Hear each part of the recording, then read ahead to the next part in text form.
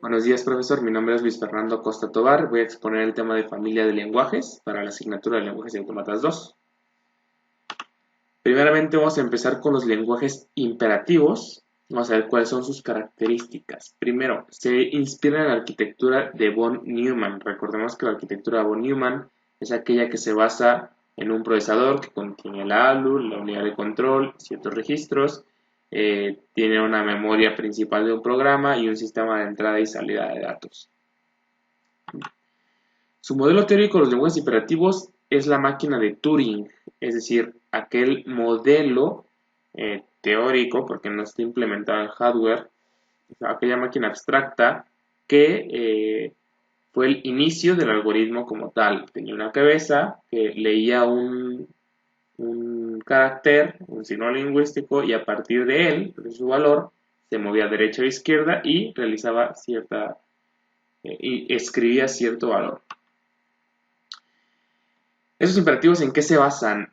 Significan su principio es encadenar instrucciones una de otra, es decir, le dices al ordenador exactamente qué es lo que quieres.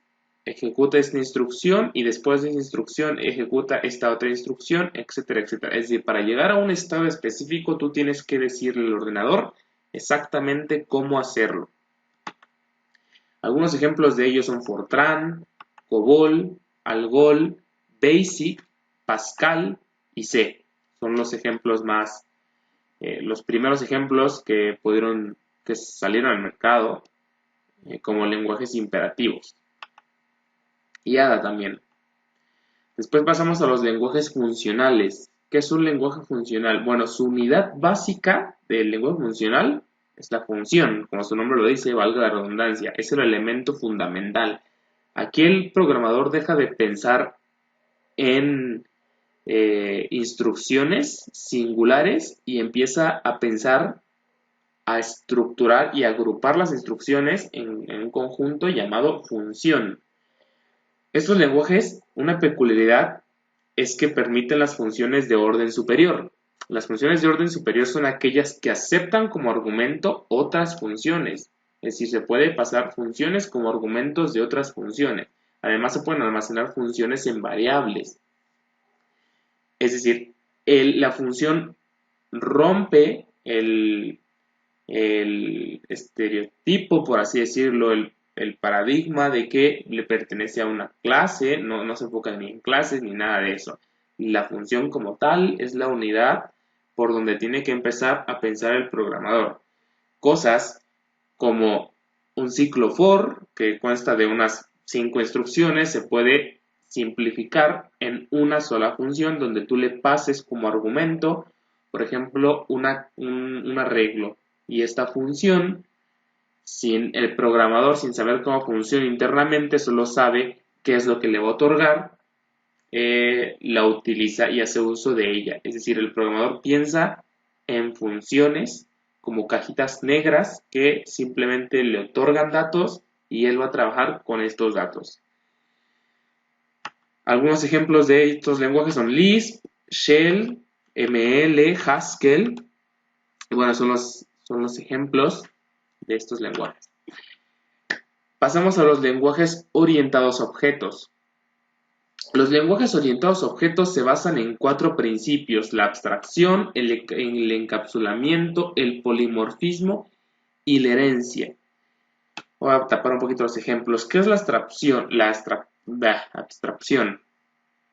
Esto es que un objeto del lenguaje hace referencia a un modelo de la vida real. Con esto, el programador es capaz de abstraer su mundo real a un lenguaje de programación o a un programa y le dota al programa de un mayor significado, de una semántica más sencilla de leer para él mismo, porque está relacionando su mundo real, lo está haciendo abstracto y lo está llevando al programa. El encapsulamiento es el principio que dice que un objeto no puede modificar propiedades de otro objeto más que por sus propiedades, por sus métodos. Es decir, un objeto no puede permitir que sus propiedades, su estado, se vea alterado por otra entidad externa que no sea él mismo, por medio de sus métodos, a menos que ponga esas propiedades públicas, pero eso viola un poquito el principio de encapsulamiento. El polimorfismo está muy arraigado con lo que es la herencia. El polimorfismo, poli significa mucho, morfismo significa formas.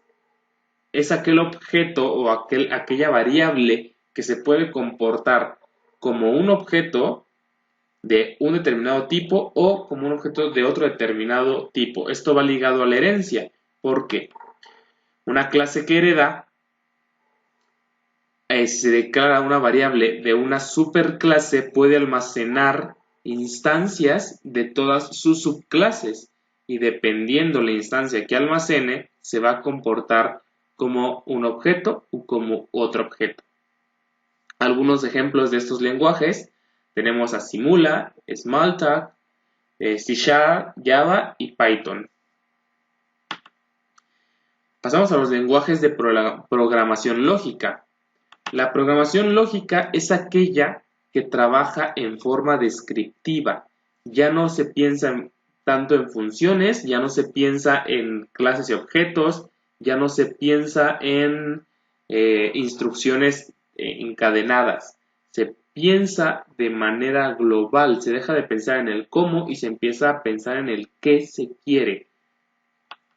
Si el programador literalmente le dice a la máquina qué quiere.